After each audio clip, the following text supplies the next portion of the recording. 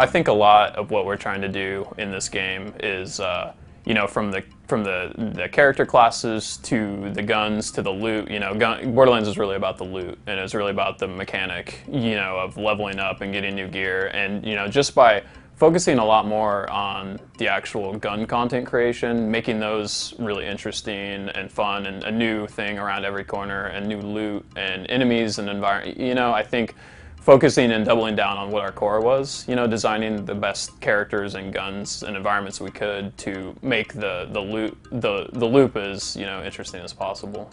The guns this time around are so much better from a visual design standpoint, you know, from an interest, like they look different, they do different things, and you know, just I think that part, the loot, there's a lot more gear that's dropped, from class mods to shields to grenades, you know, those things that made the first game good, but you know, I think in the end they started to feel a little more like granular, you know, it was like a small gradient up, and we're really trying to create, you know, not just in that gear, but also in the things that you're fighting. You know, we're just really, you know, diversity is a really strong word that we're using around here, and we really took that to heart. You know, we had some criticism of, you know, maybe it was a little repetitive, and just really taking that to heart, and not only, you know, just the characters, but the gear and the creatures and the environments. And, you know, we're not messing with the formula of the game dramatically. You know, it's that game that was really fun, that loop is still there, it's better than it's ever been, and hopefully more addictive, but also more fun with your friends, you know.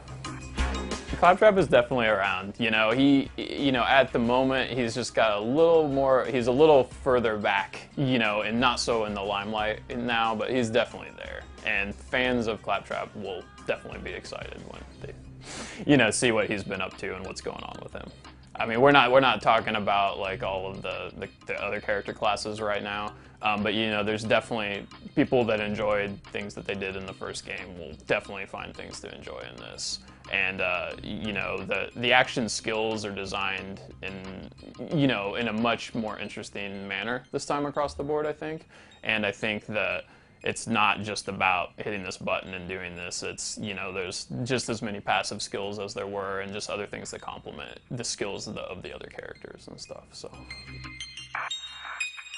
when you're doing a sequel, you don't want to make the same thing, but people expect they want the same game. So I think us, with the Borderlands style, trying to make sure that we're transitioning that into new environments, new characters and creatures, just making sure it feels like Borderlands, but doesn't remove itself so much that people are questioning, you know, what the actual, you know, game is now. We're really trying to make sure that it's more diverse, you know, so it's not that desert, you know, constant desert throughout the whole thing with a tiny little bit of snow. You know, each of the zones are very distinct, and they each have their own vibe and flair and creatures. The concept of the Iridium is something that kind of evolved after the vault had been opened, and it is used in a variety of ways, from currency to, you know, enhancing things or mutating things.